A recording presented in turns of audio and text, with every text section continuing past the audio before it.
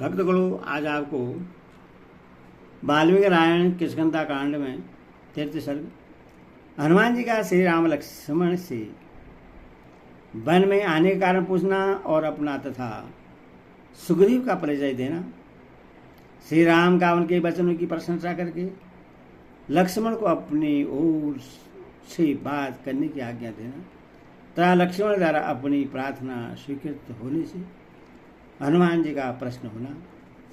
यह कथा वाल्मीकि रामायण से सुनाऊंगा, आप इसको ध्यान पर सुने। महात्मा सुग्रीव के कथन का तात्पर्य समझकर हनुमान जी ऋषिमुख पर्वत से उस स्थान की ओर उछलते हुए चले जहाँ वे दोनों रघुवंशी बंधु विराजमान थे।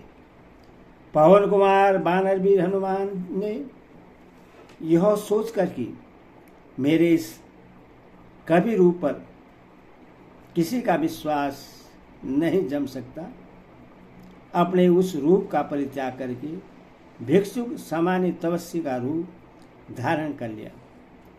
तदनंतर हनुमान ने विनीत भाव से उन दोनों रघुवंशी वीरों के पास जाकर उन्हें प्रणाम करके मन को अत्यंत प्रिय लगने वाली मधुर वाणी में उनके साथ वार्तालाप आरंभ किया।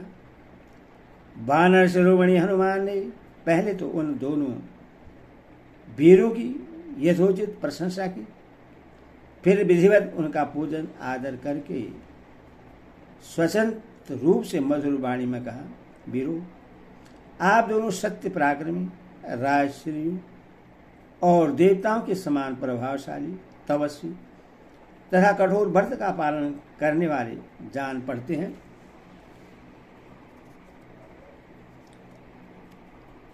आपके शरीर की कांति बड़ी सुंदर है।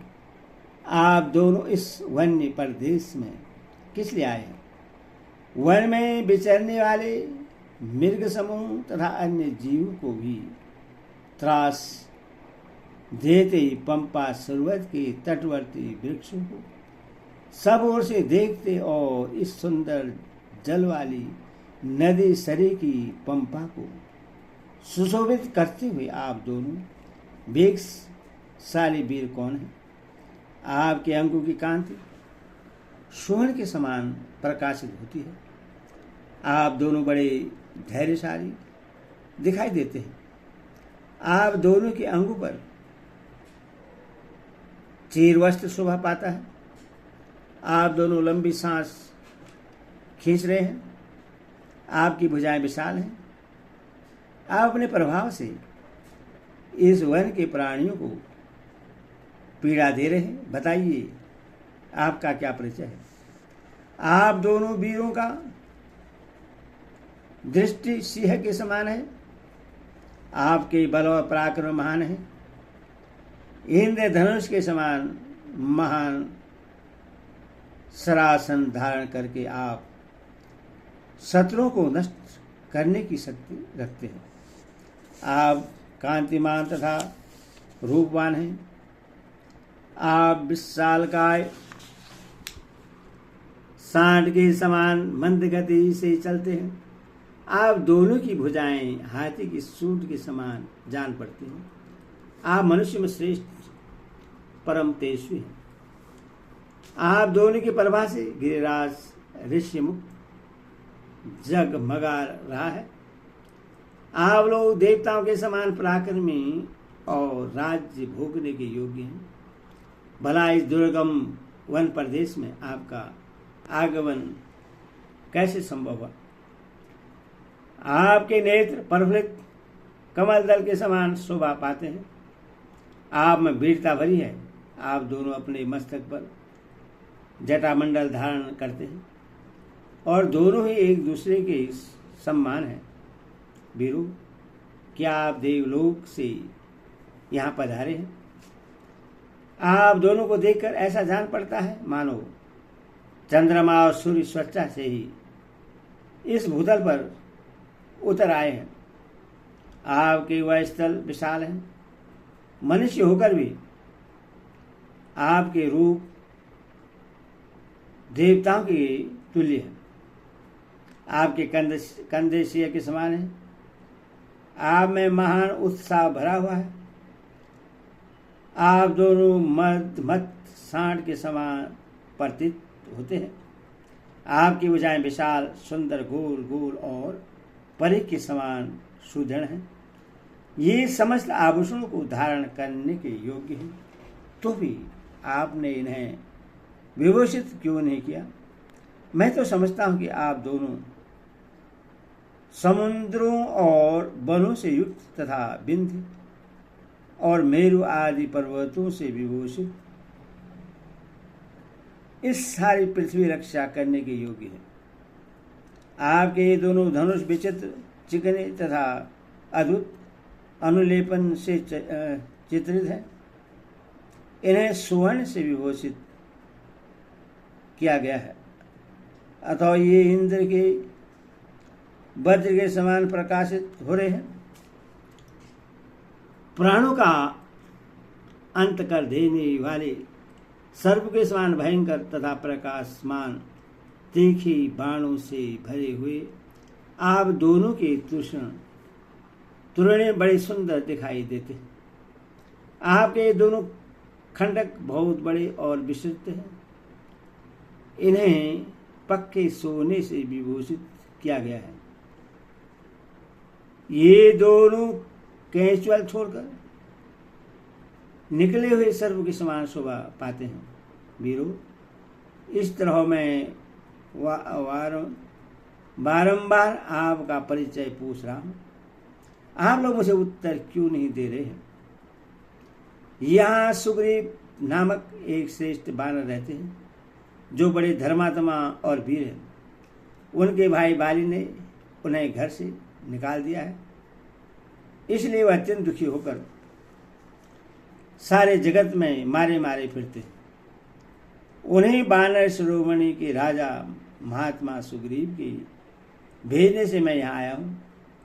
मेरा नाम हनुमान है। मैं भी वानर जाति का ही हूँ। धर्मात्मा सुग्रीव, आप दोनों से मित्रता चाहते हैं। मुझे आप लोग उन्हीं का मंत्री समझें। मैं वायु देवता का वानर जाति पुत्र हूँ। मेरी जहाँ इच्छा हो जा सकता हूँ और जैसा चाहूँ रूप धारण कर सकता हूँ। इस समय सुग्रीव का प्रिय करने के लिए भिक्षुक के रूप में अपने को छिपाकर मैं ऋषिमुख पर्वत से यहाँ पर आया हूँ।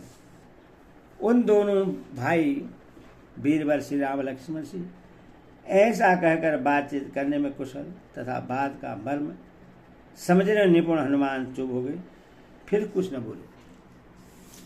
उनकी यह बात सुनकर श्री रामचंद्र जी का मुख प्रसन्नता से खिल उठा और वे अपने बगल में खड़े हुए छोटे भाई लक्ष्मण से इस प्रकार कहने लगे। सुमित्रानंदन, ये महामनीषी वानरराज सुग्रीव के सचिव हैं और उन्हीं के हित की इच्छा से यहाँ मेरे पास आए हैं। लक्ष्मण, इस शत्रुदमन सुग्रीव सचिव कपिवर हनुमान से जो बात के मर्म को समझने वाले हैं, तुम स्नेहपूर्वक मीठी वाणी में बातचीत करो, जिससे ऋग्वेद की शिक्षा नहीं मिली, जिसने यजुर्वेद का अभ्यास नहीं किया तथा जो सामवेद का विद्वान नहीं है, वह इस प्रकार सुंदर भाषा में वार्तालाप नहीं कर सकता। निश्चय ही इन्होंने समूचे व्याकरण का कई बार स्वाध्याय किया है, क्योंकि बहुत सी बातें बोल जाने पर भी इनके मुंह से कोई अशुद्धि नहीं निकली। संभाषण के समय इनके मुख, नेत्र, ललाट, भौहें तथा अन्य सब अंगों से भी कोई दोष प्रकट हुआ हो, ऐसा कहीं ज्ञात नहीं हुआ। इन्होंने थोड़े से ही बड़ी सर्वश्रता के साथ अपना अभिप्राय निवेदन किया है। उससे समझने में कहीं कोई संदेह नहीं हुआ है। रो रुक कर अर्थात शब्दों या अक्षरों को तोड़ मरोड़ कर किसी ऐसी वाक्य का उच्चारण नहीं किया है जो सुनने में कण कटु हो, जिनकी वाणी हृदय की मध्यमा रूप से स्थित है और कंठ से बेखरी रूप में प्रकट होती है, अथवा बोलते समय इनकी आवाज न बहुत धीमी रही है और न बहुत ऊंची, मध्यम स्वर में ही इन्होंने सब बातें कही हैं। ये संस्कार और कर्म से समस्त संपन्न, अद्भुत, अविलंबित तथा हृदय को आनंद प्रदान करने वाले कल्याणमयी वाणी का उच्चारण करते हैं। हृदय, कंठ और मूर्धा इन तीनों स्थानों द्वारा सर्वस्व रूप से अभिव्यक्त होने वाली इनकी इस विचित्र वाणी को सुनकर किसका चित्त प्रश्न न होगा। वध करने के लिए तलवार उठाए हुए शत्रु का हृदय भी इस अद्भुत वाणी से बदल सकता है। निष्पाप लक्ष्मण, जिस राजा के पास इनके समान दूत न हो, उसके कानों की सिद्धि कैसे हो सकती है। जिसके कार्य साधक दूत ऐसे उत्तम गुण से युक्त हों, उस राजा के सभी मनोरथ दूतों को बातचीत से ही सिद्ध हो जाती है। श्री रामचंद्र जी के ऐसा कहने पर बातचीत की कला में जानने वाले सुमित्रानंद लक्ष्मण, बात का मर्म समझने वाले पवन कुमार, सुग्रीव, सचिव, कविवर हनुमान से इस प्रकार बोले। विद्वान महान सुग्रीव के गुण हमें ज्ञात हो चुके हैं। हम दोनों भाई वानरराज सुग्रीव की ही खोज में यहाँ आए हैं। साधु श्रोमणी हनुमान जी, आप सुग्रीव के कथनानुसार यहाँ आकर जो मैत्री की बात चला रहे हैं वह हमें स्वीकार है। हम आपके कहने से ऐसा कर सकते हैं। लक्ष्मण के यह स्वीकृति सूचक निपुणतायुक्त वचन सुनकर पवन कुमार, कविवर हनुमान बड़े प्रसन्न हुए। उन्होंने सुग्रीव की विजय सिद्धि में मन लगाकर उस समय उन दोनों भाइयों के साथ उनकी मित्रता करने की इच्छा की। इस प्रकार वाल्मीकि निर्मित आर्ष रामायण आदि काव्य की कृष्णता कांड का 3 सर्ग पूरा हुआ।